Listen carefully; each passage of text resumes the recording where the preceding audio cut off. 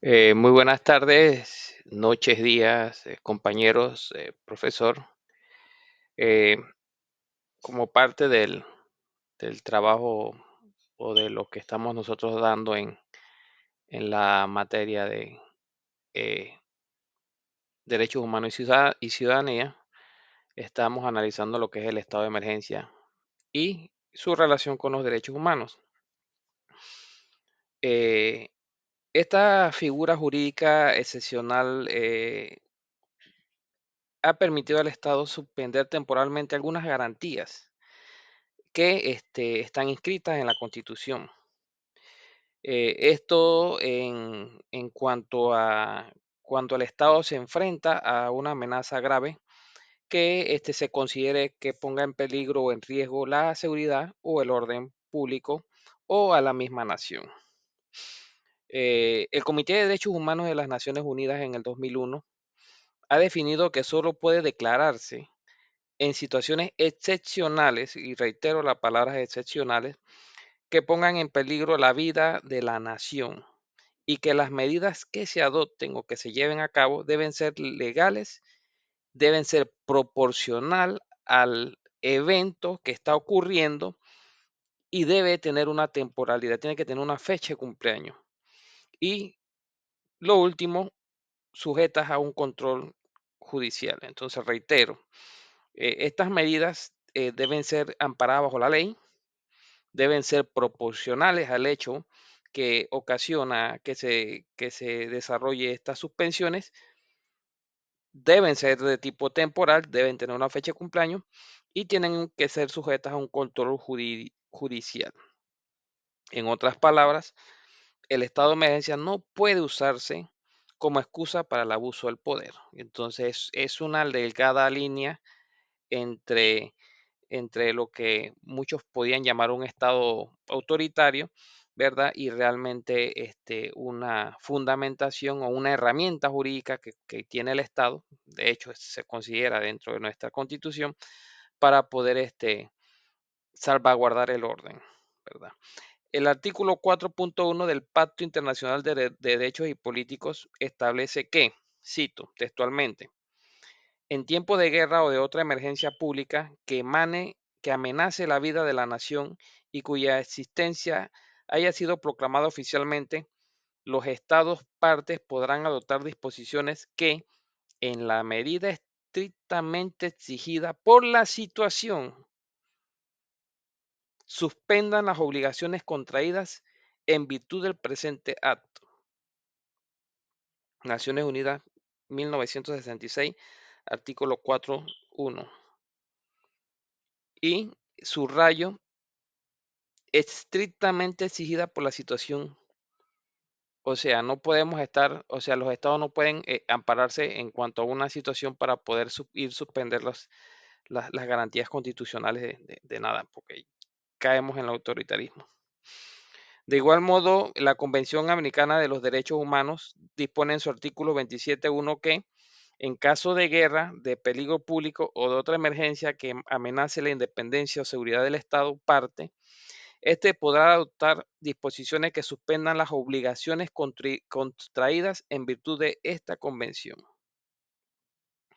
A nivel nacional, podemos ver en el artículo 57 que señala que en caso de guerra exterior o de perturbación interna que amenace la paz o el orden público, el órgano ejecutivo podrá suspender total o parcialmente el efecto de las garantías contenidas en los artículos 21, 22, 26, 29, 37, 38, 39, 40, 41, 42 y 44.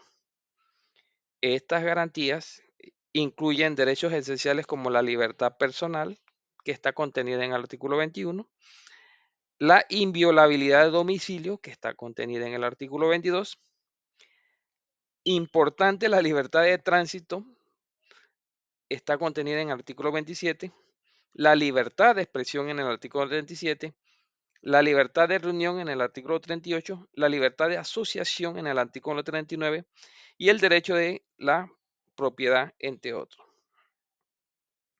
Cabe destacar que, bueno, que la misma Constitución protege derechos que no pueden ser suspendidos, o sea, bajo ninguna circunstancia. como es el tema del habeas corpus establecida en el artículo 23, el cual garantiza que ninguna autoridad pueda suspenderlo, incluso durante el estado de urgencia. Esta disposición armoniza con la opinión consultiva de la Corte Interamericana de Derechos Humanos, que afirma que la suspensión de garantías no implica la suspensión del Estado de Derecho. O sea, una cosa es que temporalmente por una circunstancia dada extrema y en base a esa sola circunstancia, para salvaguardar lo que es el orden constitucional que se está viendo amenazado, tú puedas suspender esas garantías, no significa que el Estado de Derecho sea suspendida. Más que bien que esta es una herramienta jurídica y como herramienta jurídica no puede contravenir lo que establecen lo que es el sistema de las leyes nacionales, ¿verdad?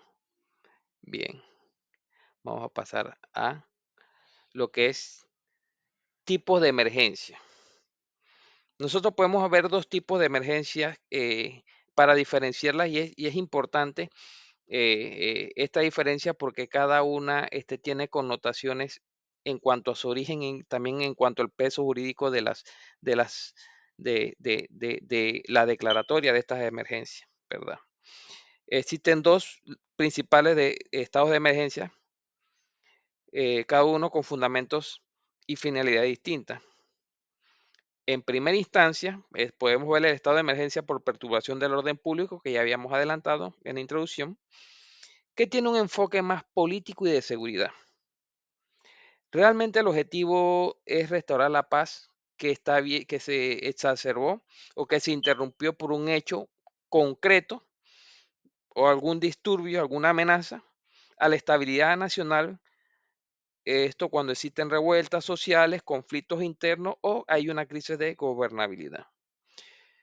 Durante este periodo, el Ejecutivo puede restringir temporalmente derechos como la libertad de tránsito y la inviolabilidad de domicilio. Eso ya lo habíamos visto en los artículos, ¿verdad? Que suspende, pero siempre con límites estrictos. O sea, siempre, o sea, debe haber alguna limitación y esa limitación lo antepone la ley, ya lo habíamos mencionado antes. Y esto tiene que ser bajo una supervisión judicial y legislativa. En el caso de la ley nuestra, hay una temporalidad que si los estados de emergencia no pasan más de 4 o 5 días, no deben ir a la asamblea. Si se decretan de más de esos días, sí tienen que irlo para ser ratificado. La Corte Suprema de Justicia de Panamá en el 2010 ha sido clara al señalar que los actos administrativos dictados bajo el estado de urgencia deben ser revisables en cuanto a su razonabilidad, proporcionalidad y si es necesario. Entonces, pasamos al segundo lugar que tenemos los estados de emergencia por desastres naturales, sanitarios, humanitarios o desastres ocasionados por la mano del hombre, que corresponde a una lógica no tanto de político del orden público, sino una lógica humanitaria técnica.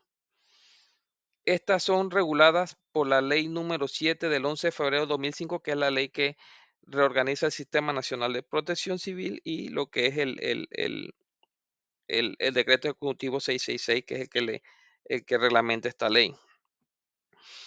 ¿Qué dice el artículo 2 cuando define emergencia? Que la emergencia es una situación provocada por la inminencia o existencia de un desastre que exige la adopción de medidas extraordinarias para salvaguardar vidas humanas. Aquí no estamos hablando de la estabilidad estatal, sino salvaguardar vidas humanas, bienes y servicios esenciales, así como el orden público, ¿verdad?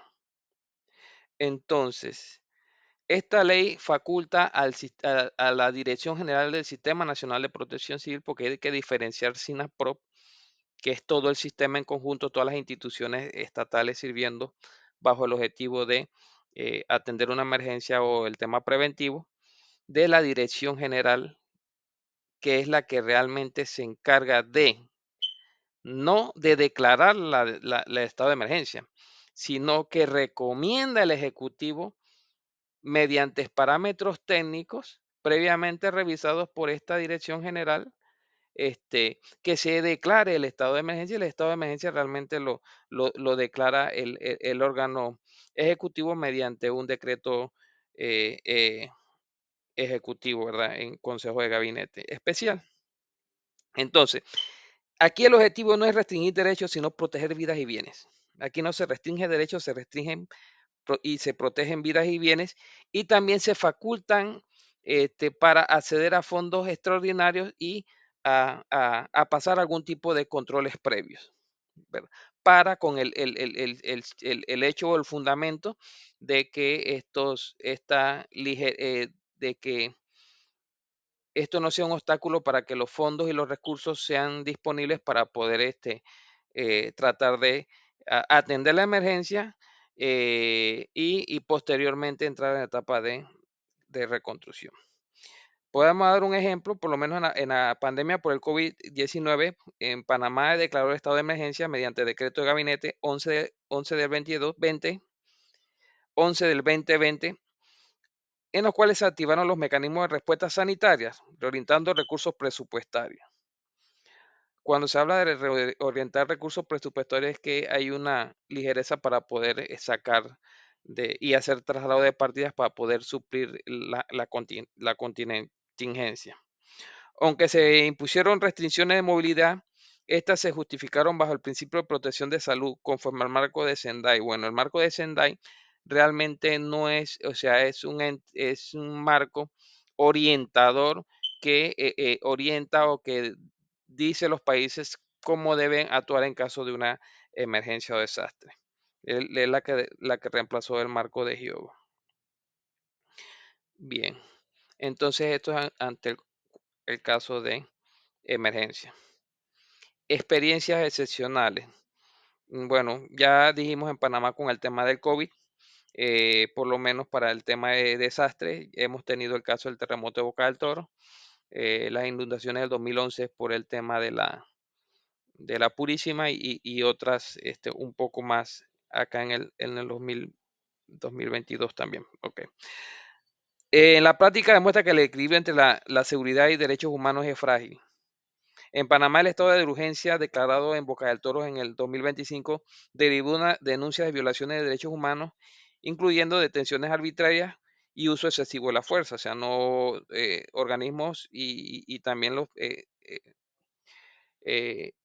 grupos organizados dicen que la proporcionalidad de la que hablamos anteriormente no fue demasiado el peso de la fuerza del Estado por medio de la policía. Entonces, ellos declararon que se han violado derechos humanos y entre otras cosas. La Defensoría del Pueblo en el 2025 señaló que las medidas adoptadas no cumplieron con los principios de necesidad ni proporcionalidad. Bueno, el Estado dice que sí. Bueno, en América Latina, el caso de El Salvador es emblemático, porque desde el 2022 mantiene un régimen de excepción permanente para combatir las pandillas, con más de 70.000 detenidos sin orden judicial. La Corte Interamericana de Derechos Humanos calificó esta situación como un estado permanente de excepción incompatible con los estándares interamericanos, porque eso, recordemos que habíamos mencionado que eso debe tener una temporalidad. Los crímenes en ese país han bajado, y todavía existe el estado de emergencia, de excepción, perdón. De manera similar, podemos mencionar que en Perú, durante la crisis política del 2022, se declaró un estado de emergencia nacional que derivó en graves violaciones de derechos, según la Oficina del Alto Comisionado de las Naciones Unidas para los Derechos Humanos. En contraste, podemos mencionar en el tema de la guerra de Rusia con Ucrania, muestran una aplicación responsable del derecho internacional, pues ya que el país notificó formalmente al secretario ejecutivo de la ONU y limitó sus medidas de la defensa nacional. Entonces, de estas tres experiencias, porque hay muchas más, pero he escogido las más emblemáticas, las que estaban en el tintero, se desprenden tres fundamentos o tres lecciones fundamentales. La primera, la excepcionalidad no puede volver normalidad. O sea, tú no puedes normalizar una excepcionalidad. El estado de emergencia, el espíritu de las leyes es actuar, suspender las garantías para controlar la perturbación que está amenazando, que amenaza el orden jurídico del Estado, y eso no puede ser permanente. Los estados de emergencia deben ser temporales y sujetos a revisión. Entonces, la segunda, los derechos inderogables son innegociables. ¿Cuáles serían estos? Podemos mencionar la vida, la integridad personal y el habeas corpus deben respetarse siempre. Y por último, el control judicial y la transparencia son esenciales. La asamblea y los tribunales deben supervisar toda medida adoptada. Entonces, podemos decir que los estados de emergencia son mecanismos necesarios y legítimos. Sí, se aplican con responsabilidad, límites claros y control democrático, pero también pueden ser utilizados de otra forma. El desafío consiste en defender la seguridad sin sacrificar la libertad, porque, como dice la Corte Interamericana de Derecho en el 1987, la suspensión de las garantías no implica la suspensión del Estado de Derecho. Hay que utilizar el poder responsablemente. Sin rendición de cuentas no se protege el Estado. La debilidad sería esta. Solo un enfoque basado en derechos humanos puede garantizar que incluso en la crisis la dignidad humana siga siendo centro del orden jurídico. Así que les doy las gracias por la atención dispensada y espero haber ilustrado a la sala. Saludos.